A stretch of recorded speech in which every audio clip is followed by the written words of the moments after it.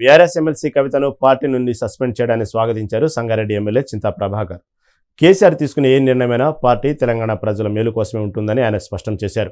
పార్టీకి వ్యతిరేకంగా ఎవరు పనిచేసినా బంధుత్వాలు, భేదాలు ఉండవని కవిత సస్పెన్షన్తో మరోసారి రుజువైందని ఆయన పేర్కొన్నారు.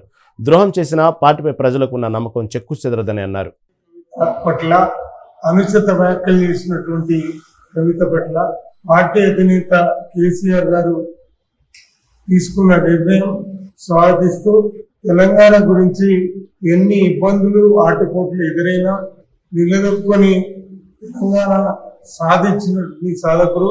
మరి ఈరోజు ఆమె సస్పెన్షన్ ద్వారా తెలంగాణ ప్రజలకు కానీ తెలంగాణ కానీ ఎటువంటి ఇబ్బంది ఉండదనేది తెలియజేస్తూ పార్టీ లైన్లో ఎవరు క్రాస్ అయినా ఇటువంటి చర్యలు తక్కువ అనేది మరి మరోసారి రుజువు చేసినటువంటి కేసీఆర్ గారు వారి నిర్ణయం పట్ల సంగారెడ్డి జిల్లా మొత్తం హర్షిస్తుందని తెలియజేసుకుంటున్నాం.